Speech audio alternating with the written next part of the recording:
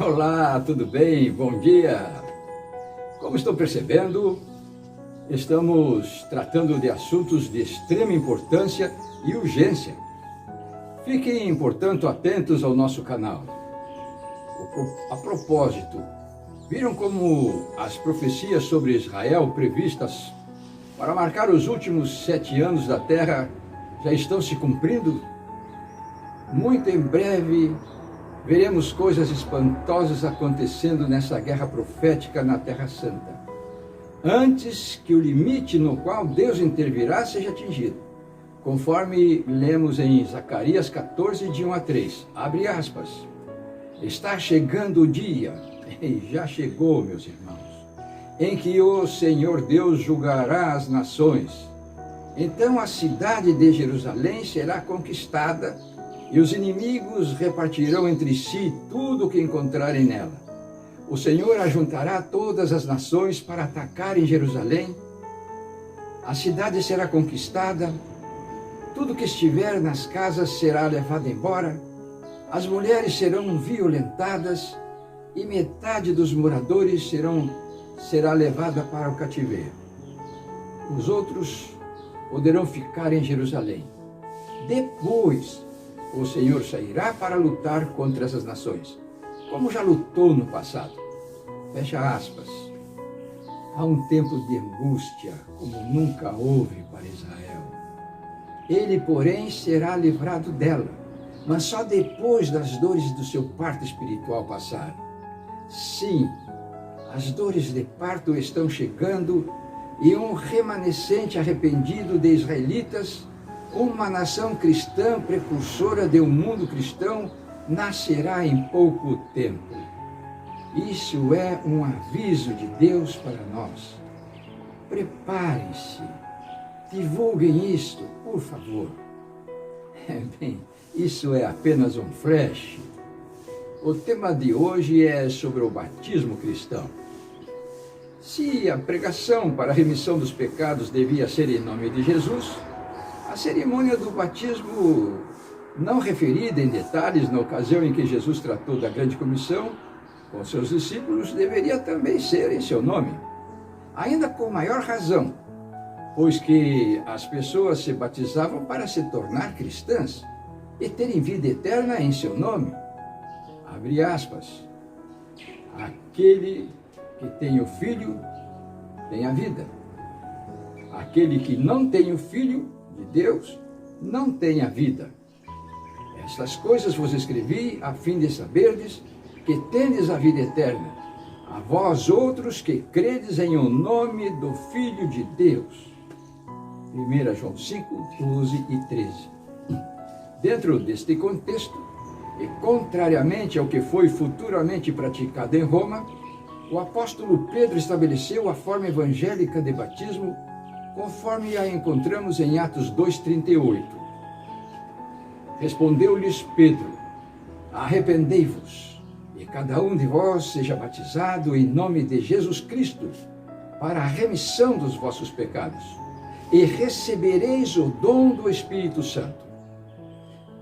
Este passo bíblico salienta o fato de que, assim como o arrependimento devia preceder o batismo em nome de Jesus, o recebimento do colírio do Espírito Santo o sucederia para definir e manter a verdade no coração. Se a pessoa recebia o dom do Espírito Santo no ato do batismo, parece sem sentido batizá-la em seu nome. Esta posição do apóstolo logo após a comissão evangélica é uma prova incontestável da veracidade da declaração de Bento XVI, de que a segunda parte do verso de Mateus 28, 19 é estranho à Bíblia e ao contexto da grande comissão, não passando realmente de uma alteração feita por Roma, pois se Mateus 28, 19 estivesse correto, o apóstolo Pedro jamais orientaria da forma como fez em Atos 10, 48, quando deu ordens expressas sobre como todos os gentios deviam ser batizados. Vamos às suas palavras. E ordenou que fossem batizados em nome de Jesus Cristo.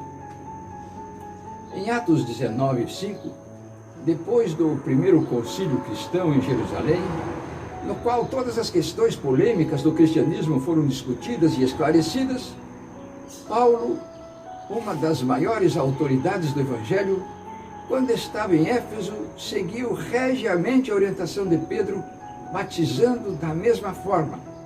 Aspas. Eles, tendo ouvido isto, foram batizados em o nome do Senhor Jesus.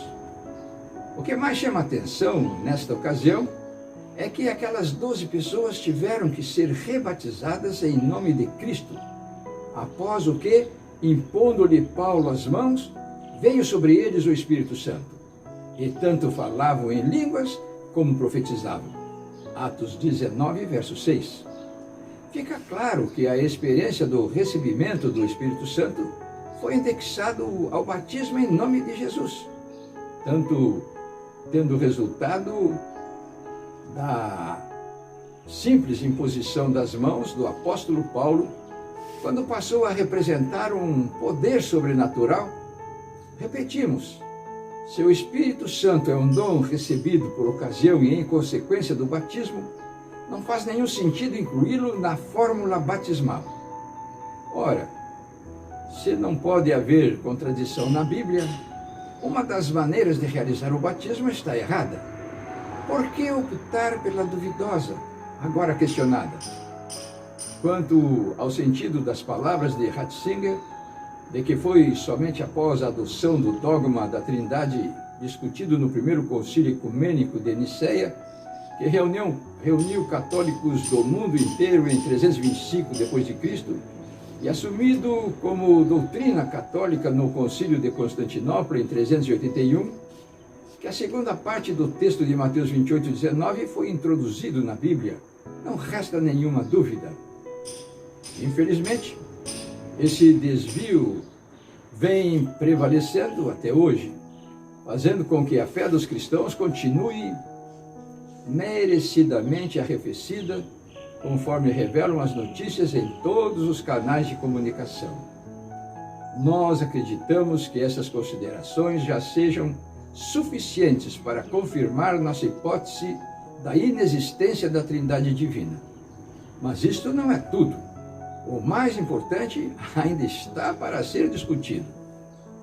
Aqueles que têm dificuldade para aceitar a confirmação de nossa hipótese e fizeram questão de continuar reconhecendo o Espírito Santo como uma terceira pessoa divina, agindo ativamente no processo de nossa salvação, não deveriam esquecer da citação de 1 Timóteo 2, verso 5, que diz na linguagem de hoje: pois existe um só Deus e uma só pessoa que une Deus com os seres humanos, o ser humano Cristo Jesus. Será que, adotando um ídolo na forma de terceira pessoa da Trindade, não estaríamos assumindo o papel dos construtores judeus, mesmo que o Espírito Santo nem mesmo nome tenha? Precisamos refletir mais sobre o texto de Hebreus 1,14, o qual aponta o anjo como o único mensageiro credenciado pelo céu para fazer a ligação de Deus com os homens, como é demonstrado de forma insofismável na introdução do livro do Apocalipse. Aspas. Revelação de Jesus Cristo, que Deus lhe deu para mostrar aos seus servos as coisas que em breve devem acontecer, e que ele, enviando por intermédio do seu anjo, notificou ao seu servo João. Apocalipse 1, verso 1. Quando, pois, após a sua ressurreição, Jesus falou pela última vez aos apóstolos, reprisando a grande comissão, reiterou desta feita a promessa do Espírito Santo, definindo-o em Atos 1:8 como um poder, conforme já vimos na contestação de Scofield, que acabou valorizando o tradutor francês, que traduziu este verso da forma correta, como um poder. As anotações de Scofield são muito graves, porque denunciam abertamente na Bíblia que leva o seu nome esse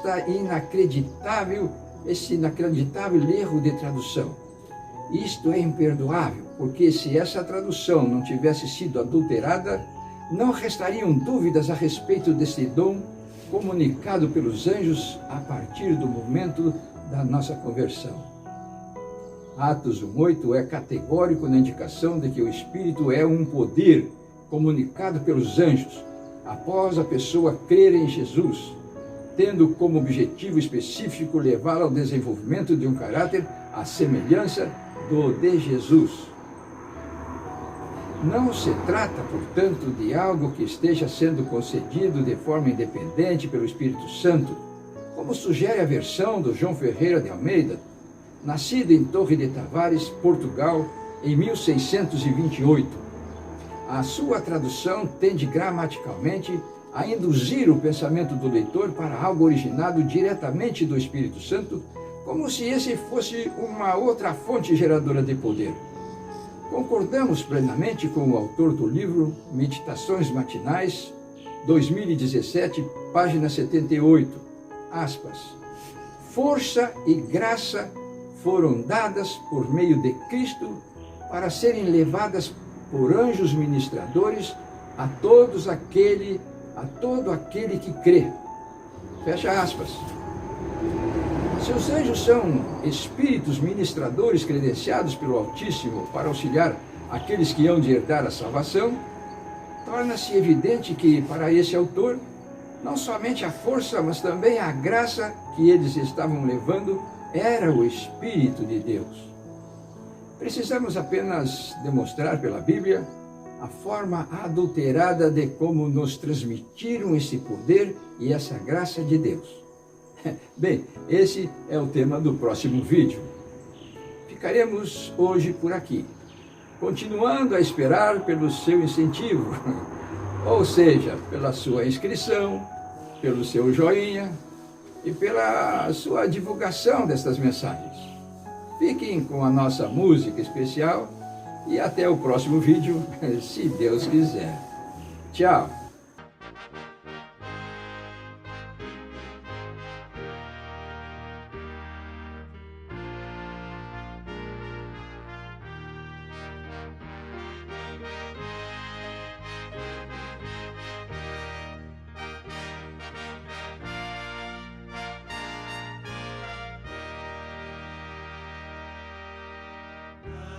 Sentado aos pés de Cristo, oh, que suave comunhão,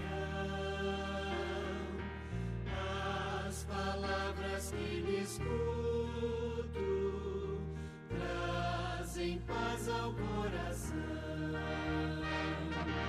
Ao rever o meu passado, quando estou junto a Jesus, mais eu avalio seu amor por mim na cruz. Assentado aos pés de Cristo, suas bênçãos muitas são. Eu deponho os meus pecados e Ele dá-me seu perdão. Assentado aos pés de Cristo, eu demoro-me a orar. Sinto então a plenitude de sua graça e amor sem par. Ó Jesus bendito, inclina com amor o teu olhar, ó seu sempre livremente tua face contemplar. Dá-me sentimentos puros